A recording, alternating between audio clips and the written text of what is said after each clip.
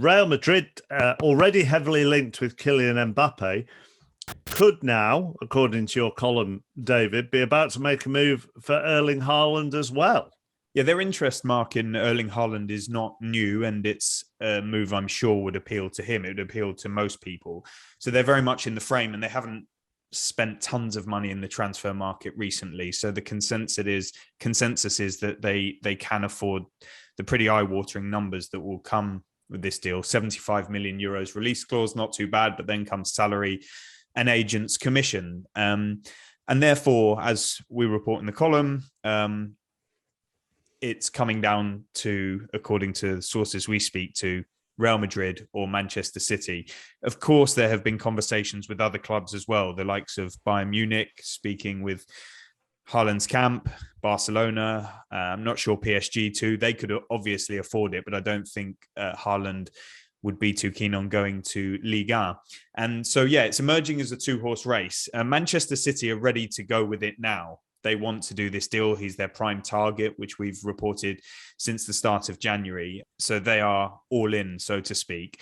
Real Madrid is more complicated in that they would like to sign Mbappe as a free agent and Haaland at some point.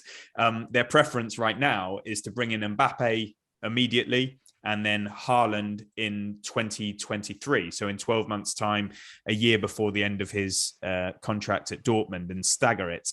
They're unlikely to have that luxury because Manchester City are ready to go now. And so they may try to take both at the same time, but will Haaland want to do that and share centre stage with Mbappe? We just don't know.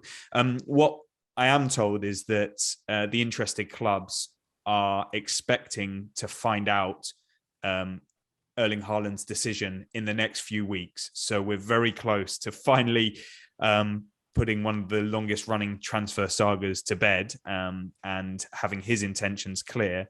And that obviously, if it's Man City, the space is there already, the desire's there, he can slot straight in. More complicated at Real Madrid, but whoever gets him is going to have, once fit, because he's not at the moment, one of the most prolific and promising footballers in the world. Real Madrid could do both in the same window, could they? We've got no reason to think that they can't because they've been pursuing both. I think the reason that they would prefer Haaland to come in the summer of 2023 is less financially related and more because Karim Benzema is still at the club. He's under contract until the summer of 2023.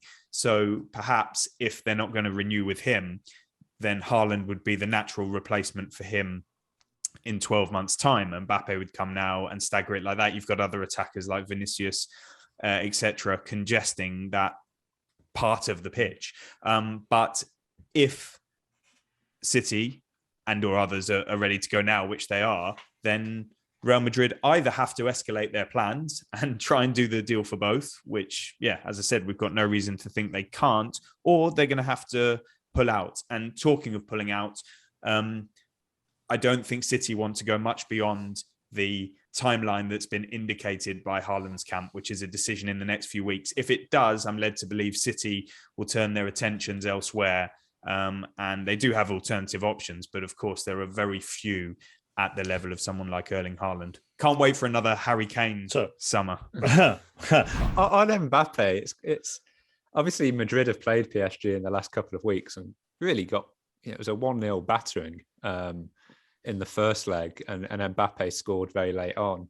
PSG are still trying to do that deal. They've not given up yet. And they're being very flexible with it now. You know, initially it was, can we tie him down for 5 years, 6 years, and really make him commit, you know, his best years to the club.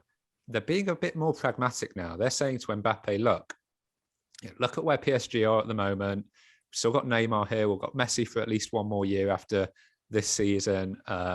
We've got a group of talented players. Pochettino's at the club for now. You're still really young. Why don't you just sign for 2 more years? Real Madrid will still be there for you whenever you want it, you know, when you're 24, 25. Yeah. So there's no rush for you. And the money's pretty good. The money they're offering is pretty good. I still remember someone close to PSG last year telling me, you know, the Qataris will do this deal even if it bankrupts the club. And imagine how much money it takes to bankrupt PSG when you're owned by QSI.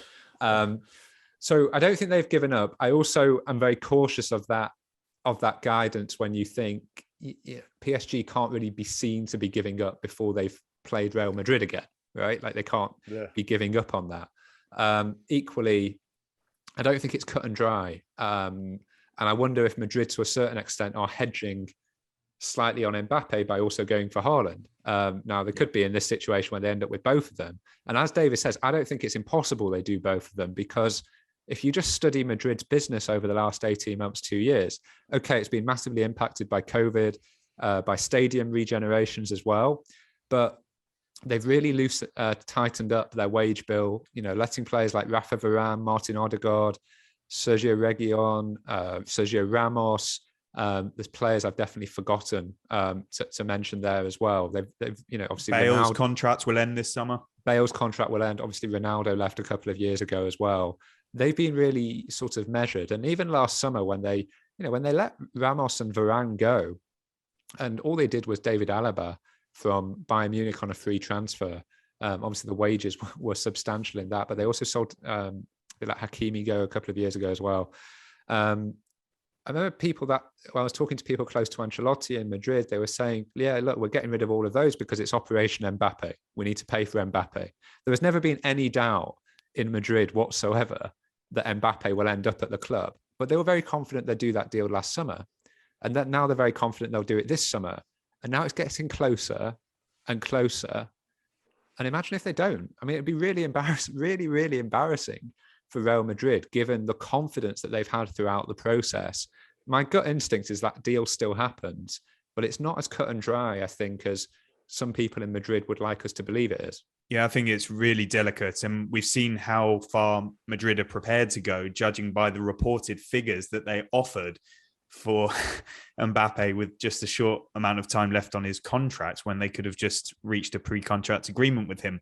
I think even the clubs who are interested in Haaland are hearing different things about Mbappe by the day.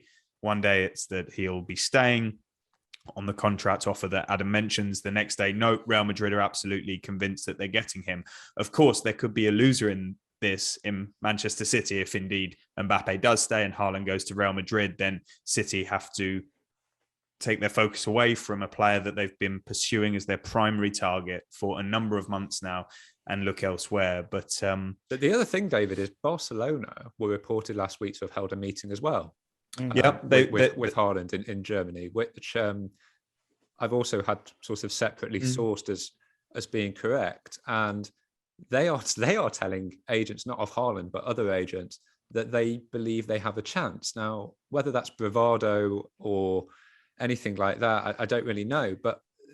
And I don't really know where they're finding their money to do anything. But that is something going on. Yeah, definitely it is. They've met, so have Bayern Munich. But when you speak to people around this situation, you hear all manner of things, such as bravado and being seen to be trying to go for the best players in the world as part of your recovery in the case of Barcelona, and as part of your continuity in terms of Bayern Munich. They don't know what's going to happen with Lewandowski. But then when you drill into it, you're told, and you stand to be corrected, that Bayern wouldn't go near Haaland's required salary or demanded salary, nor the agent's commission, that Barcelona would have to do some more financial magic to come anywhere near being able to pull this off.